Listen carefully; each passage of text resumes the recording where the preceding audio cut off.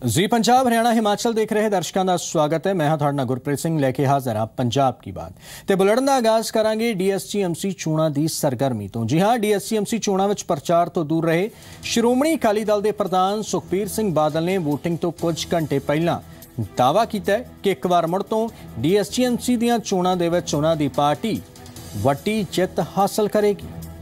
सिर्फ इन्ना ही नहीं, सुखबीर सिंह बादल ने इल्जाम लगाया कि सरना भरावां दे गरमपंथी आगुआं दे नाल संबंध ने अते दिल्ली दी संगत एक बार मुड़ तो दिल्ली कमेटी दे कामां नूं वेखते हुए अकाली दल बादल नूं जिताएगी।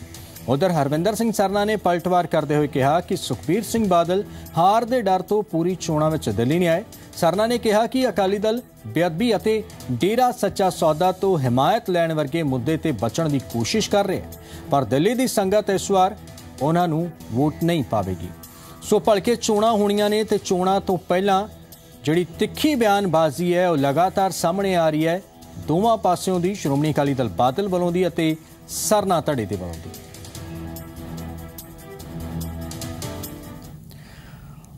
उधर सुखबीर सिंह बादल ने डीएसजीएमसी चोणां विच श्रोमणी अकाली दल दी जित दा दावा कीता, कहा कि जनता उन्हां दे कीते कामां ते अपनी मोहर लाएगी, नाल ही सही लोकां नूं वोट देण दी उन्हां ने लोकां तो अपील कीती है। दिल्ली गुरुद्वारा प्रबंधक कमेटी दी चोणां चल रही हैं एंड क्लियर वर्डिक्ट उत्थों दिल्ली दी संगत ने देना है। एक पासे वो ताकत है जिहड़ी एंटी सिख ताकत है, सरना दे बारे सारे पता ही है जी, ते क्लीन स्वीप पिछली इलैक्शन तरफों मंगोगी क्लीन स्वीप होनी है। मैं तक आई दिल्ली दी संगत नूं मैं अपील करदा सही लोकी देखण, कई ताकत हैं जिन्होंने पंथ के पिठ ते छुरा मारिया है, सज्जन कुमार टाइटलर वर्गियां दा जिन्होंने कतलेआम कराया उन्हां दी हिमायत लीती है, तो आपां उन्हां नूं बच के रहना चाहिए। डीएसजीएमसी चोणां लई अज उम्मीदवार डोर टू डोर प्रचार कर रहे हैं। अकाली दल दिल्ली के आगू ते डीएसजीएमसी के साबका मुखी हरविंदर सिंह सरना दिल्ली की सिख संगत वालों चंगा हुंगारा मिलण दा दावा करते नजर आए। मैनेजमेंट कमेटी की कल चुनाव होने जा रहे हैं और चुनाव से पहले क्योंकि अब प्रचार खत्म हो चुका है तो डोर टू डोर कैंपेन की जा रही है। हरविंदर सिंह सरना मेरे साथ हैं, इनसे बातचीत करते हैं। कैंपेन की बात की जाए तो क्या उम्मीद है इस बार, क्योंकि पिछली बार जो है नतीजे आपके खिलाफ आए थे? देखो, पिछली बार झूठ कपट का बाजार गर्म था, नकली वोटें बनी हुई थी और इसके आगे झूठ कुफर के आगे ये जीत गए। जत्थेदारों को भी लगाया, संतों को भी लगाया। देखने में आया पंजाब की लीडरशिप, चाहे मुख्यमंत्री हो, डिप्टी सीएम हो, कोई भी यहाँ पर प्रचार करने के लिए नहीं जुटा। ये कहा गया कि मनजीत सिंह जी के ने काम किए हैं, उनकी जरूरत नहीं है और एक बार फिर से जो है पिछली बार की तरह जो नतीजे आए हैं वही आएंगे। ये 1975 से चुनाव हो रहे हैं और ये पहला चुनाव है जिसमें ये अकाली लीडरशिप भाग नहीं ले रही। This is the first election. इसलिए नहीं है कि मनजीत सिंह ने क्या अच्छे काम किए हैं जी। मनजीत सिंह ने 70,000 का चेक तो बाउंस हो गया है। क्या क्या ये एक आदमी ने लक्खी शाह बंजारा हाल बुक कराया है, उसके पैसे रिफंड लेने आया है, वो रिफंड उसने लिया 69,000 कितने का, 875 रुपए का। ये इनसफिशिएंट फंड्स का ये मीमू साथ में लगा हुआ, उसका चेक बाउंस कर गया। अगर 70,000 के चेक वापस हो रहे हैं दिल्ली गुरुद्वारा कमेटी में, ये लख लानत है इनको। मैं आपसे यही कह रहा हूं, ये कोर इशू के ऊपर बिल्कुल नहीं आ रहे। कोर इशू है भाई गुरु ग्रंथ साहब की बेहरमती हुई, कोर इशू है भाई नौजवान बच्चों को मारा गया, कोर इशू है डेरा सौदा साध के साथ उन्होंने सौदेबाजी की, कोर इशू है अरदास की तुमने बेहरमती की, कोर इशू है अकाल तख्त की तुमने दुर्वर्तों की। कोर इश्यूज के ऊपर आओ जिन्होंने सिखों के दिलों को छील के रख दिया है, उन इशू के ऊपर आओ। वो आखिरी दिन है चुनाव का, तो क्या उम्मीद लगती है, कितने 46 में से आपकी सीटें आएंगी, क्या उम्मीद है? ये मैं कोई औलिया नहीं हूं, मुझे एक दिल्ली की संगतों में लहर नजर आ रही है और बिल्कुल लहर ऐसे नजर आ रही है ये बादल दल का सुपड़ा साफ हो जाएगा। लहर की बात बादल धड़ भी कर रहा है कि उनका कहना है कि लहर है, उनकी इतनी लहर है भाई हर जलसे में उनके इकट्ठे ही बसों में भर भर के 20-20, 25-25 आदमी आए हैं इकट्ठे। कोई भी जलसा उनका 25-50 से ऊपर नहीं गया।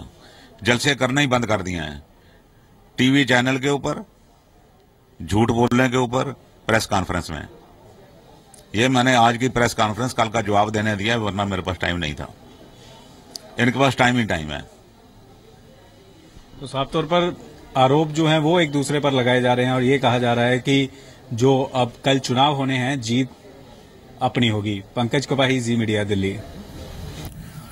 उधर श्रोमणी अकाली दल बादल DSCMC चोणां दे विच जेतू मुहिम जारी रखण दा दावा कर रही है। पार्टी आगू मनजिंदर सिंह सरसा के मुताबक वो अपने कार्यकाल दौरान कमेटी वालों कीते गए कामां दे आधार 'च लोकां 'च गए ने ते लोक उन्हां नूं मुड़ तों जेतू बनाउणगे। DSGMC ਦੀਆਂ ਕੱਲ ਚੋਣਾਂ ਹੋਣੀਆਂ ਨੇ। ਚੋਣ ਪ੍ਰਚਾਰ ਦਾ ਰੌਲਾ ਖਤਮ ਹੋ ਚੁੱਕਿਆ ਹੈ, ਲੇਕਿਨ ਉਮੀਦਵਾਰ ਜੋ ਨੇ ਡੋਰ ਟੂ ਡੋਰ ਲੋਕਾਂ ਨਾਲ ਹੱਲੇ ਵੀ ਮੁਲਾਕਾਤ ਕਰਨੇ। ਮਨਜਿੰਦਰ ਸਿੰਘ ਸਿਰਸਾ ਮੇਰੇ ਨਾਲ ਨੇ, ਇਹਨਾਂ ਨਾਲ ਗੱਲਬਾਤ ਕਰਦੇ ਹਾਂ। ਕੀ ਉਮੀਦ ਲੱਗ ਰਹੀ ਹੈ ਇਸ ਵਾਰ, ਕਿਉਂਕਿ ਮੁਕਾਬਲਾ ਜੋ ਹੈ ਸਭ ਤੋਂ ਹਾਈ ਪ੍ਰੋਫਾਈਲ ਸੀਟ ਪੰਜਾਬੀ ਬਾਗ ਬਣੀ ਹੋਈ ਹੈ। ਪਿਛਲੀ ਵਾਰ 38 ਸੀਟਾਂ ਜਿੱਤੀਆਂ ਸੀ ਅਕਾਲੀ ਦਲ ਬਾਦਲ ਨੇ, ਇਸ ਵਾਰ ਕੀ ਉਮੀਦ ਲੱਗ ਰਹੀ ਹੈ? ਦੇਖੋ ਸਾਹਿਬ ਸੱਚੇ ਪਾਤਸ਼ਾਹ ਜੀ ਦੀ ਕਿਰਪਾ ਦੇ ਨਾਲ ਪਿਛਲੀ ਵਾਰ ਜਿਹੜੀ ਜਿੱਤ ਪ੍ਰਾਪਤ ਹੋਈ ਸੀ ਉਹ ਦਿੱਲੀ ਦੇ ਅੰਦਰ ਰਿਕਾਰਡ ਤੋੜ ਜਿੱਤ ਅਸੀਂ ਪ੍ਰਾਪਤ ਕੀਤੀ ਸੀ। ਉਹ ਸਭ ਤੋਂ ਜ਼ਿਆਦਾ ਵੋਟਾਂ ਤੋਂ ਦਾਸ ਨੂੰ ਪਰਮਾਤਮਾ ਨੇ ਜਿਤਾਇਆ ਸੀਗਾ। ਸੰਗਤ ਨੇ ਜੋ ਮੇਰੇ ਤੇ ਪਿਛਲੀ ਵਾਰ ਕਿਰਪਾ ਕੀਤੀ ਸੀ, ਮੈਨੂੰ ਪੂਰਾ ਯਕੀਨ ਹੈ ਇਸ ਵਾਰ ਸੰਗਤ ਦਾ ਆਸ਼ੀਰਵਾਦ ਪਿਛਲੀ ਵਾਰ ਨਾਲੋਂ ਵੀ ਜ਼ਿਆਦਾ ਹੈ।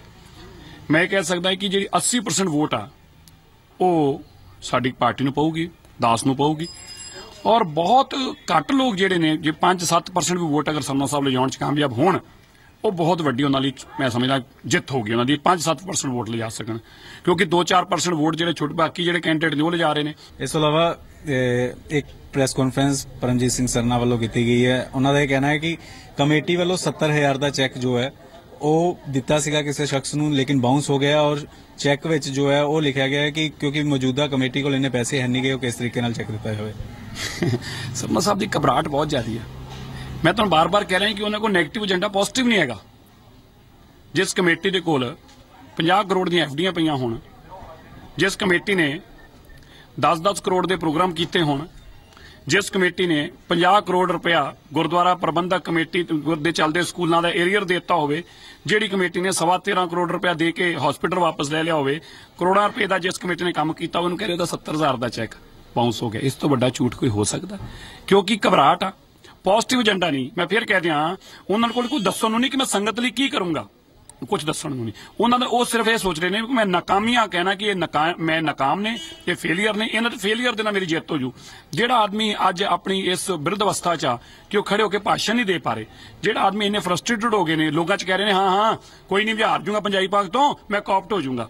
ਜਿਹੜੇ ਲੋਕ ਇਸ ਲੈਂਗੁਏਜ ਨਾਲ ਲੋਕਾਂ ਤੋਂ ਵੋਟ ਮੰਗਦੇ ਪਏ ਨੇ, ਜਿਹੜੇ ਲੋਕ ਅੱਜ ਗੁਰਬਾਣੀ ਤੇ ਕਿੰਤੂ ਪਰੰਤੂ ਕਰਦੇ, ਦਸਮ ਗ੍ਰੰਥ ਦੀ ਬਾਣੀ ਨੂੰ ਕਹਿ ਰਹੇ ਨਹੀਂ ਚੱਲਣ ਦੇਣਾ, ਅੱਜ ਉਹ ਲੋਕ ਇਹ ਕਹਿ ਰਹੇ ਨੇ ਸਾਨੂੰ ਸਿੱਖ ਵੋਟਾਂ ਪਾ ਦੇਣਗੇ। ਮੈਨੂੰ ਬੜੀ ਹੈਰਾਨਗੀ ਹੈ ਕਿੱਥੋਂ ਪਾ ਦੇਣਗੇ। कहना है कि सुपड़ा साफ होएगा इस बार जो है वो एक पासा ਉਹਨਾਂ ਦੀ ਜਿੱਤ ਹੋਏਗੀ। ਬਿਲਕੁਲ ਹੋਏਗਾ ਸੁਪੜਾ ਸਾਫ, ਪਰ ਉਹਨਾਂ ਦਾ ਹੋਏਗਾ ਕਿਵੇਂ ਪਿਛਲੀ ਵਾਰ ਵੀ ਹੋਇਆ ਸੀ।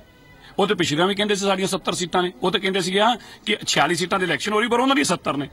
ਮੈਂ ਇਹ ਸਮਝਦਾ ਕਿ ਜੋ ਪਿਛਲੀ ਵਾਰ ਕਹਿ ਰਹੇ ਸੀ, ਉਹਨਾਂ ਨੇ ਆਪਣੀ ਲੈਂਗੁਏਜ ਤਰਕੀਬ ਨਹੀਂ ਬਦਲੀ, ਪਬਲਿਕ ਨਾਲ ਉਹਨਾਂ ਦੀ ਇੰਟਰੈਕਸ਼ਨ ਦਾ ਤਰੀਕਾ ਨਹੀਂ ਬਦਲਿਆ, ਹੰਕਾਰ ਅੰਦਰ ਅੱਜ ਵੀ ਨੇ, ਉਹ ਐਟੀਟਿਊਡ ਉਹਨਾਂ ਦੇ ਟੌਪ ਕਲਾਸ ਆ। ਇਲਜ਼ਾਮਬਾਜ਼ੀਆਂ ਦਾ ਜੋ ਸਿਲਸਿਲਾ ਹੈ ਉਹ ਲਗਾਤਾਰ ਜਾਰੀ ਹੈ। ਕੱਲ ਚੋਣਾਂ ਹੋਣੀਆਂ ਔਰ ਫੈਸਲਾ ਜੋ ਹੈ ਦਿੱਲੀ ਦੇ ਸਿੱਖ ਵੋਟਰ ਕਰਨਗੇ ਕਿ ਦਿੱਲੀ ਦਾ ਨਵਾਂ ਸਰਦਾਰ ਕੌਣ ਹੋਵੇਗਾ। ਪੰਕਜ ਕਪਾਹੀ, ਜੀ ਮੀਡੀਆ, ਦਿੱਲੀ।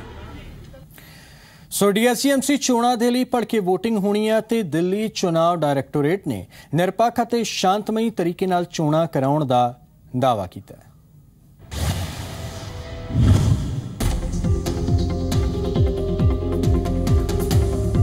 ਦਿੱਲੀ ਸਿੱਖ ਗੁਰਦੁਆਰਾ ਪ੍ਰਬੰਧਕ ਕਮੇਟੀ ਦੀ 46 ਸੀਟਾਂ ਦੇ ਲਈ VOTING ਐਤਵਾਰ ਨੂੰ ਹੋਵੇਗੀ, ਜਿਸ ਦੇ ਲਈ ਕੁੱਲ 3,80,091 ਵੋਟਰ ਚੋਣ ਦੰਗਲ 'ਚ ਡਟੇ 334 ਉਮੀਦਵਾਰਾਂ ਦੀ ਕਿਸਮਤ ਦਾ ਫੈਸਲਾ ਕਰਨਗੇ। VOTING ਦੇ ਲਈ ਦਿੱਲੀ ਗੁਰਦੁਆਰਾ ਚੋਣ ਕਮਿਸ਼ਨ ਨੇ ਕਮਰ ਕੱਸ ਲਈ ਹੈ। ਚੋਣ ਕਮਿਸ਼ਨ ਮੁਤਾਬਕ VOTING ਦੇ ਲਈ 560 ਪੋਲਿੰਗ ਬੂਥ ਬਣਾਏ ਗਏ ਨੇ, ਜਿਨ੍ਹਾਂ ਅੰਦਰ 119 ਸੰਵੇਦਨਸ਼ੀਲ ਅਤੇ 63 ਅਤਿ ਸੰਵੇਦਨਸ਼ੀਲ ਪੋਲਿੰਗ ਬੂਥ ਬਣਾਏ गए ਨੇ। इस इलेक्शन में 560 पोलिंग बूथ बने हैं और उसके अंदर से 119 सेंसिटिव बूथ हैं और 63 आर हाइपर सेंसिटिव एंड सारे पोलिंग बूथ पे हमारी तैयारी पूरी मुकम्मल हो चुकी है। VOTING ਦਾ ਸਮਾਂ ਸਵੇਰੇ 8 ਵਜੇ ਤੋਂ ਲੈ ਕੇ ਸ਼ਾਮੀ 5 ਵਜੇ ਤੱਕ ਰਹੇਗਾ। ਇਸ ਵਾਰ ਵੀ VOTING ਬੈਲਟ ਪੇਪਰ ਦੇ ਜ਼ਰੀਏ ਕੀਤੀ ਜਾਵੇਗੀ। ਚੋਣ ਕਮਿਸ਼ਨ ਵੱਲੋਂ ਸਾਰੇ ਵੋਟਰਾਂ ਨੂੰ ਵੋਟ ਸਲਿੱਪ ਜਾਰੀ ਕੀਤਾ ਜਾ ਚੁੱਕਿਆ ਹੈ। ਚੋਣ ਕਮਿਸ਼ਨ ਨੇ ਇਹ ਵੀ ਸਪਸ਼ਟ ਕਰ ਦਿੱਤਾ ਹੈ ਜਿਸ ਦਾ ਨਾਮ ਵੋਟਰ ਲਿਸਟ 'ਚ ਹੈ ਸਿਰਫ ਉਹੀ ਵੋਟ ਕਰੇਗਾ। वो व्यक्ति जिसका वोटर लिस्ट में नाम है वही व्यक्ति पोलिंग बूथ जाए और अपनी वोट दे, उसी को अलाउड होगा। इसके अलावा जिसका वोटर लिस्ट में नाम नहीं है उसको वोट वो नहीं दे सकता है। एंड इसके लिए हमने घर घर में वोटर्स लिस्ट भी डिस्ट्रीब्यूट की है ताकि लोगों को पता चले कि किसकी वोट है और किसकी नहीं। ਵੋਟਰ ਦੀ ਸੁਵਿਧਾ ਦੇ ਲਈ 229 ਜਗ੍ਹਾ ਤੇ ਪੋਲਿੰਗ ਬੂਥ ਅਤੇ ਹੈਲਪਲਾਈਨ ਡੈਸਕ ਬਣਾਏ ਗਏ ਨੇ। ਚੋਣਾਂ ਸ਼ਾਂਤੀਪੂਰਵਕ ਤੇ ਨਿਰਪੱਖ ਕਰਵਾਉਣ ਦੇ ਲਈ ਦਿੱਲੀ ਦੇ ਮਹੱਤਵਪੂਰਨ ਵਾਰਡਾਂ ਦੇ ਵਿੱਚ VVIP ਸੀਟਾਂ ਤੇ ਵੀਡੀਓਗ੍ਰਾਫੀ ਦੇ ਜ਼ਰੀਏ ਵੀ ਨਿਗਰਾਨੀ ਰੱਖੀ ਜਾਵੇਗੀ। ਪੰਕਜ ਕਪਾਹੀ, ਜ਼ੀ ਮੀਡੀਆ, ਦਿੱਲੀ। ਤੇ ਹੁਣ ਗੱਲ ਹੋਵੇਗੀ SYL ਤੇ 4 ਵਾਰ ਪਲਟਵਾਰ ਦੀ। ਪੰਜਾਬ ਅਤੇ ਹਰਿਆਣਾ ਦੇ ਵਿਚਾਲੇ SYL ਦਾ ਮੁੱਦਾ ਲਗਾਤਾਰ ਭਖਿਆ ਹੋਇਆ ਹੈ। SYL ਦੇ ਮੁੱਦੇ ਤੇ ਕਾਂਗਰਸ ਅਤੇ ਸ਼੍ਰੋਮਣੀ ਅਕਾਲੀ ਦਲ ਦੇ ਵਿਚਾਲੇ ਚੱਲ ਰਹੀ ਬਿਆਨਬਾਜ਼ੀ ਹੋਰ ਜ਼ਿਆਦਾ ਤੇਜ਼ ਹੋ ਗਈ ਹੈ। ਸ਼੍ਰੋਮਣੀ ਅਕਾਲੀ ਦਲ ਦੇ ਪ੍ਰਧਾਨ ਸੁਖਬੀਰ ਸਿੰਘ ਬਾਦਲ ਨੇ ਪੰਜਾਬ ਕਾਂਗਰਸ ਪ੍ਰਧਾਨ ਕੈਪਟਨ ਅਮਰਿੰਦਰ ਸਿੰਘ ਦੇ ਉਸ ਬਿਆਨ ਤੇ ਪਲਟਵਾਰ ਕੀਤਾ ਜਿਸ ਵਿੱਚ ਕੈਪਟਨ ਨੇ ਇਨੈਲੋ ਅਤੇ ਅਕਾਲੀ ਦਲ ਦੀ SYL ਤੇ ਮਿਲੀ ਭੁਗਤ ਹੋਣ ਦੀ ਗੱਲ ਕਹੀ ਸੀ। ਸੁਖਬੀਰ ਬਾਦਲ ਨੇ ਕਿਹਾ ਕਿ ਸ਼੍ਰੋਮਣੀ ਅਕਾਲੀ ਦਲ ਦਾ ਇਨੈਲੋ ਦੇ ਨਾਲ ਗੱਠਜੋੜ ਬਹੁਤ ਪਹਿਲਾਂ ਹੀ ਖਤਮ ਹੋ ਚੁੱਕਿਆ ਹੈ ਅਤੇ ਕੈਪਟਨ ਅਮਰਿੰਦਰ ਸਿੰਘ ਬੌਖਲਾ ਗਏ। ਸੁਖਬੀਰ ਸਿੰਘ ਬਾਦਲ ਦੇ ਇਸ ਪਲਟਵਾਰ ਤੇ ਪੰਜਾਬ ਕਾਂਗਰਸ ਦੇ ਆਗੂ ਰਾਜਕੁਮਾਰ ਵੇਰਕਾ ਨੇ ਤਿੱਖਾ ਪ੍ਰਤੀਕਰਮ ਦਿੱਤਾ ਹੈ। ਵੇਰਕਾ ਨੇ ਸੁਖਬੀਰ ਬਾਦਲ ਨੂੰ ਆਪਣਾ ਮਾਨਸਿਕ ਇਲਾਜ ਕਰਵਾਉਣ ਦੀ ਨਸੀਹਤ ਤੱਕ ਦਿੱਤੀ ਹੈ।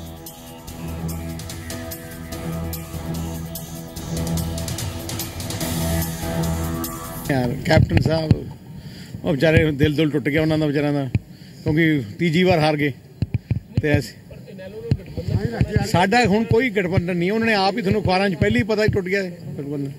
ਅੱਜ ਉਹ ਇਹ ਗੱਲ ਕਹਿੰਦੇ ਆ ਕਿ ਕੈਪਟਨ ਅਮਰਿੰਦਰ ਸਿੰਘ ਜਿਹੜੇ ਹੈਗੇ ਆ ਉਹ ਬਖਲਾ ਗਏ।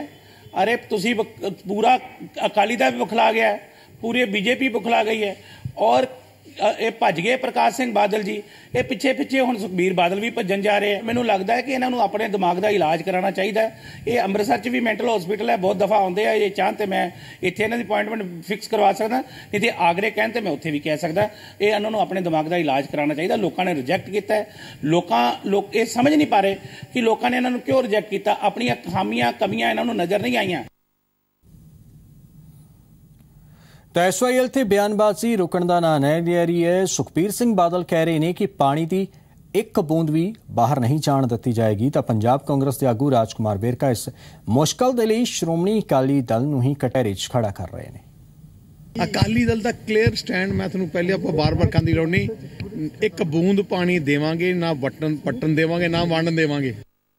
ਪ੍ਰਕਾਸ਼ ਸਿੰਘ ਬਾਦਲ ਜੀ ਔਰ ਚੌਧਰੀ ਦੇਵੀ ਲਾਲ, ਇਹਨਾਂ ਦੋਨਾਂ ਜਿਨ੍ਹਾਂ ਨੇ ਜਾ ਕੇ ਇੰਦਰਾ ਗਾਂਧੀ ਨੂੰ ਇਨਵਾਈਟ ਕੀਤਾ ਸੀ ਔਰ ਇਹਨਾਂ ਦੋਨਾਂ ਨੇ ਆਪਸ 'ਚ ਨਹਿਰ ਦਾ ਸਮਝੌਤਾ ਕੀਤਾ। ਦੋਨਾਂ ਦੋਸਤਾਂ ਨੇ ਉਧਰ ਕੀਤਾ। ਚੌਧਰੀ ਦੇਵੀ ਲਾਲ ਨੇ ਸਮਝੌਤਾ ਕਰ ਲਿਆ ਬਾਦਲ ਨਾਲ। ਇਹ ਦੋਨੇ ਗਲਫੜੀਆਂ ਪਾ ਕੇ ਇੱਕ ਦੂਸਰੇ ਨੂੰ ਵਧਾਈਆਂ ਦੇ ਰਹੇ ਸੀ। ਉਸ ਵਕਤ ਇਹ ਕਹਿ ਰਹੇ ਸੀਗੇ ਕਿ ਨਹਿਰ ਦੀ ਖੁਦਾਈ ਦਾ ਪਹਿਲਾ ਟੱਕ ਹਰਿਆਣਾ ਦੇ ਮੁੱਖ ਮੰਤਰੀ ਮੇਰੇ ਦੋਸਤ ਚੌਧਰੀ ਦੇਵੀ ਲਾਲ ਜੀ ਲਾਉਣਗੇ। ਅੱਜ ਇਹ ਬਾਦਲ ਸਾਹਿਬ ਨੂੰ ਕਿਹੜਾ ਹੱਕ ਮਿਲ ਗਿਆ ਇਦਾਂ ਦੀਆਂ ਗੱਲਾਂ ਕਰਨ ਦਾ? ਇਹ ਬਾਦਲ ਸਾਹਿਬ ਦੀ ਕੀਤੀ ਕਰਾਈ ਦਾ ਜਿਹੜਾ ਕੰਮ ਹੈ।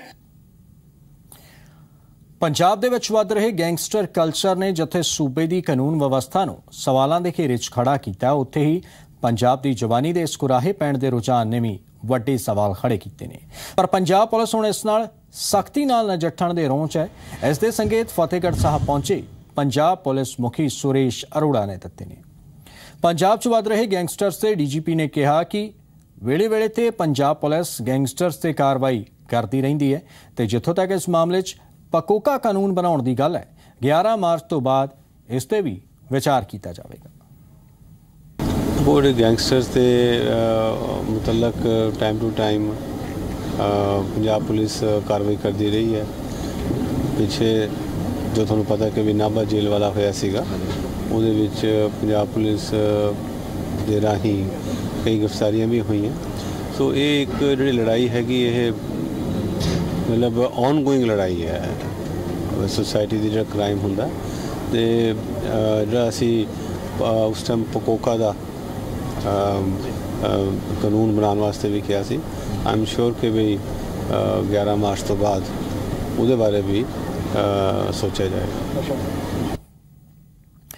ਪੰਜਾਬ ਇੱਕ ਬਿਜਲੀ ਸਰਪਲਸ ਸੂਬਾ ਹੈ। ਅਜਿਹੇ ਦਮਗਜੇ ਸਰਕਾਰ ਵੱਲੋਂ ਲਗਾਤਾਰ ਮਾਰੇ ਜਾਂਦੇ ਰਹੇ ਨੇ ਤੇ ਚੋਣਾਂ ਦੌਰਾਨ ਵੀ ਸਰਕਾਰ ਨੇ ਅਜਿਹੇ ਵੱਡੇ ਦਾਅਵੇ ਕੀਤੇ ਨੇ। ਪਰ ਇਸ ਸਰਪਲਸ ਸੂਬੇ ਦੀ ਅਸਲ ਤਸਵੀਰ ਕੀ ਹੈ, ਇਹ ਰਿਪੋਰਟ ਦੇਖੋ।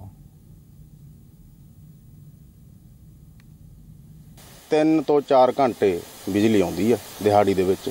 ਬਿਜਲੀ ਨਾ ਤਾਂ ਸਾਨੂੰ ਪੂਰੀ ਮਿਲ ਰਹੀ ਹੈ, ਬਿੱਲ ਇੰਨੇ ਆ ਰਹੇ ਨੇ ਕਿ ਅਸੀਂ ਤਾਂ ਬਿੱਲ ਦੇਖ ਕੇ ਬੇਹੋਸ਼ ਹੋ ਜਾਂਦੇ ਆ। ਉਹਦੇ ਵੀ ਕਦੇ ਇਹ ਰਾਤ ਨੂੰ ਛੱਡਦੇ ਆ, ਕਦੇ ਛੱਡਦੇ ਆ ਦਿਨੇ। ਇਹ ਸ਼ਬਦ ਸਰਕਾਰੀ ਨੀਤੀਆਂ ਤੋਂ ਸਤੀ ਕਿਸੇ ਹੋਰ ਨਹੀਂ, ਪੰਜਾਬ ਦੀ ਕਿਸਾਨੀ ਦੇ ਨੇ। ਲੁਧਿਆਣਾ ਦੇ ਪਿੰਡ ਧਾਂਦਰਾ ਜਦੋਂ ਸਾਡੀ ਟੀਮ ਨੇ ਦੌਰਾ ਕੀਤਾ ਤਾਂ ਕਿਸਾਨਾਂ ਨੇ ਆਪਣਾ ਅਜਿਹਾ ਆਪਾ ਫਰੋਲਿਆ ਕਿ ਉਹਨਾਂ ਬਿਜਲੀ ਸਰਪਲਸ ਸੂਬੇ ਦੇ ਬਿਜਲੀ ਦੇ ਕਰੰਟ ਬਾਰੇ ਸਾਰਾ ਲੇਖਾ ਜੋਖਾ ਦੇ ਦਿੱਤਾ ਕਿ ਜੇਕਰ ਫਰਵਰੀ ਮਹੀਨੇ ਹੀ ਬਿਜਲੀ ਦੇ ਕੱਟ ਸ਼ੁਰੂ ਹੋ ਗਏ ਤਾਂ ਜੋਬਨ ਤੇ ਚੜੀ ਆਉਂਦੀ ਗਰਮੀ 'ਚ ਕੀ ਬਣੇਗਾ। ਦੇਖੋ ਕਿਸਾਨ ਆ ਜਿਹੜਾ, ਅਸੀਂ ਕਿਸਾਨ ਬਿਜਲੀ ਤੇ ਡਿਪੈਂਡ ਕਰਦਾ। ਜਦੋਂ ਸਾਡੀ ਜ਼ਮੀਨ ਆ ਉਹ ਪਾਣੀ ਤੇ ਡਿਪੈਂਡ ਕਰਦੀ ਆ, ਪਾਣੀ ਬਿਜਲੀ ਨਾਲ ਨਿਕਲਣਾ ਮੋਟਰਾਂ ਦਾ। ਜਦੋਂ ਕਿ ਇੱਥੇ ਬਿਜਲੀ ਨਹੀਂ ਆ ਰਹੀ ਤਾਂ ਪਾਣੀ ਨਹੀਂ ਮਿਲ ਰਿਹਾ। ਤੁਹਾਡੇ ਸਾਹਮਣੇ ਸਾਡੀਆਂ ਫਸਲਾਂ ਸੁੱਕੀਆਂ ਪਈਆਂ ਨੇ, ਕੈਮਰਾ ਮਾਰ ਕੇ ਦੇਖ ਲਓ। ਤੇ ਸਾਡਾ ਇਹ ਹਾਲ ਆ ਕਿ ਅਸੀਂ ਮਤਲਬ ਕਿਸੇ ਹੋਰ ਸੂਬੇ ਤਾਂ ਜਾ ਨਹੀਂ ਸਕਦੇ। ਪੰਜਾਬ ਦੀ ਇੰਡਸਟਰੀ ਆ, ਇੱਥੋਂ ਚੱਕ ਕੇ ਹਿਮਾਚਲ ਚਲੇ ਗਏ, ਦਿੱਲੀ ਚਲੇ ਗਏ, ਹਰਿਆਣੇ ਚਲੇ ਗਏ। ਜੱਟ ਕਿੱਥੋਂ ਜਾਵੇ ਆਪਦੇ ਖੇਤ ਛੱਡ ਕੇ? ਅਸੀਂ ਤਾਂ ਇਹ ਜ਼ਮੀਨ ਨਾਲ ਜੁੜੇ ਹੋਏ ਲੋਕ ਆ, ਅਸੀਂ ਇੱਥੇ ਹੀ ਰਹਿਣਾ। ਅਸੀਂ ਭੁੱਖੇ ਤਾਂ ਮਰ ਰਹੇ ਹਾਂ। ਪੰਜਾਬ ਦਾ ਇਹ ਕਹਿ ਰਹੇ ਕਿ ਸਭ ਤੋਂ ਖੁਸ਼ਹਾਲ ਸੂਬਾ, ਅੱਜ ਤੋਂ 10-15 ਸਾਲ ਸੀਗਾ ਪੰਜਾਬ ਖੁਸ਼ਹਾਲ, ਪਰ ਅੱਜ ਪੰਜਾਬ ਖੁਸ਼ਹਾਲ ਨਹੀਂ ਹੈ। ਬਾਦਲ ਸਰਕਾਰ ਵੱਲੋਂ ਮੋਟਰਾਂ ਦੇ ਮਾਫ ਕੀਤੇ ਬਿੱਲਾਂ ਦੀ ਸ਼ਲਾਘਾ ਕਰਦਿਆਂ ਕਿਸਾਨ ਵੀਰਾਂ ਨੇ ਕਿਹਾ, ਜਦੋਂ ਬਿਜਲੀ ਆਉਣੀ ਹੀ ਨਹੀਂ ਫਿਰ ਮੁਫਤ ਦਾ ਕੀ ਢੰਡੋਰਾ ਪਿੱਟਣਾ। ਇਹ ਸਿਰਫ ਬਿਜਲੀ ਦੇ ਕਰਕੇ ਆ। ਬਿਜਲੀ ਹੋਊਗੀ ਇੰਡਸਟਰੀ ਹੋਊਗੀ, ਬਿਜਲੀ ਹੋਊਗੀ ਤਾਂ ਖੇਤੀਬਾੜੀ ਹੋਊਗੀ। ਜਦ ਬਿਜਲੀ ਨਹੀਂ ਹੈ ਤਾਂ ਨਾ ਇੰਡਸਟਰੀ ਆ ਨਾ ਖੇਤੀਬਾੜੀ ਆ। ਮੋਟਰਾਂ ਦੇ ਬਿੱਲ ਤਾਂ ਮਾਫ ਨੇ, ਪਰ ਜਿਹੜੇ ਪੂਰੇ ਮੁਲਕ 'ਚੋਂ ਪੰਜਾਬ ਦੀ ਘਰੇਲੂ ਦਰਾਂ ਦੇ ਰੇਟ ਮਹਿੰਗੇ ਨੇ ਉਸ ਦਾ ਕੋਈ ਜ਼ਿਕਰ ਹੀ ਨਹੀਂ ਕਰਦਾ, ਜਿਸ ਨੂੰ ਕਰਜ਼ਾਈ ਕਿਸਾਨੀ ਭਰਨ ਤੋਂ ਸਮਰੱਥ ਹੈ। ਬਿਜਲੀ ਜੀ ਜਿਹੜੇ ਨਾਲ ਦੇ ਸੂਬੇ ਨੇ ਉਹਨਾਂ ਦੇ ਵਿੱਚ ਸਾਡੇ ਸੂਬੇ ਨਾਲੋਂ ਉੱਥੇ ਸਸਤੀ ਹੈ, ਸਾਰਿਆਂ ਨਾਲੋਂ ਮਹਿੰਗੀ ਬਿਜਲੀ ਹੈ। ਸਾਡੇ 40-50 ਹਜ਼ਾਰ ਬਿੱਲ ਜਮ੍ਹਾਂ ਹੋਏ ਪਏ ਨੇ ਦੇਰੀ ਹੁੰਦੇ ਤੋਂ।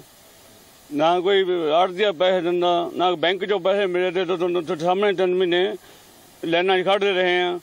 ਉਹ ਸਾਰੇ ਸਾਡੇ ਬਿੱਲ ਜਮ੍ਹਾਂ ਹੋ ਗਏ 4-4 ਮਹੀਨੇ ਦੇ, 5-5 ਮਹੀਨੇ ਦੇ। 50-50 ਹਜ਼ਾਰ ਰੁਪਇਆ ਸਾਡਾ ਹੁਣ ਬਕਾਇਆ ਖੜਾ ਅਜੇ ਬਿਜਲੀ ਬੋਰਡ ਵੱਲ। ਜਦੋਂ ਕਿ ਸਰਕਾਰੀ ਬਾਬੂ ਦਾ ਕਹਿਣਾ ਹੈ ਕਿ ਸੂਬੇ 'ਚ ਬਿਜਲੀ ਪੂਰੀ ਸਰਪਲਸ ਹੈ ਤੇ ਕੋਈ ਕੱਟ ਵੀ नहीं लग रहा। वो जो हम इंस्टीट्यूट पर बैठा था उसमें ना, जो हमारी L&T कंपनी काम कर रही है पूरा लुधियाना में, जो ड्रोन चल रहा है, ट्रांसफॉर्मर बड़े कर रहे हैं, कनेक्टर चेंज कर रहे हैं, क्वालिटी सेवा लोगों को क्वालिटी सप्लाई देने के लिए जो हम कर रहे हैं वो लोगों के ही बेहतरी के लिए कर रहे हैं। बिजली पावर सरप्लस लाइन कट की कोई प्रॉब्लम नहीं। सच किस दा मन्निया जाए, सरकारी दरबाना दा ਜਾਂ ਫਿਰ ਅੰਦਾਤੇ ਦਾ। ਪਰ ਜੇਕਰ ਖੇਤੀ ਨਿਰਭਰ ਤੇ ਬਿਜਲੀ ਸਰਪਲਸ ਸੂਬੇ 'ਚ ਬਿਜਲੀ ਹੀ ਨਹੀਂ ਆਉਂਦੀ ਤਾਂ ਇਹ ਵਾਕਿਆ ਹੀ ਇੱਕ ਚਿੰਤਾ ਦਾ ਵਿਸ਼ਾ ਹੈ, ਜੋ ਕਿ ਕਿਸਾਨੀ ਲਈ ਵੱਡੀ ਢਾਹ ਹੈ। ਲੁਧਿਆਣਾ ਤੋਂ ਤਪਿਨ ਮਲਹੋਤਰਾ, ਜ਼ੀ ਮੀਡੀਆ।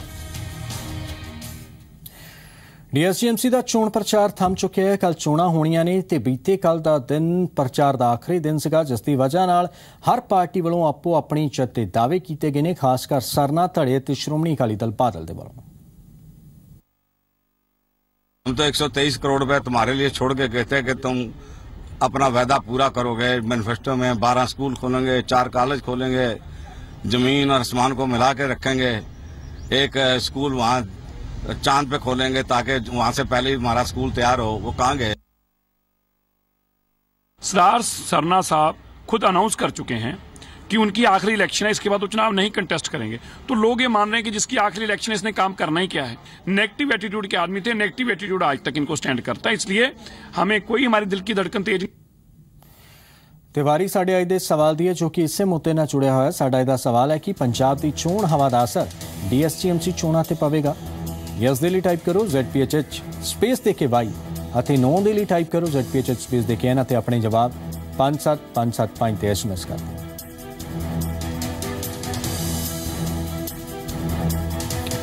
ਸੋ ਪੰਜਾਬ ਦੀ ਚੋਣ ਹਵਾ ਦਾ ਅਸਰ ਡੀਐਸਸੀਐਮਸੀ ਚੋਣਾਂ ਤੇ ਹੋਵੇਗਾ, ਇਹ ਸਾਡਾ ਅੱਜ ਦਾ ਸਵਾਲ ਹੈ।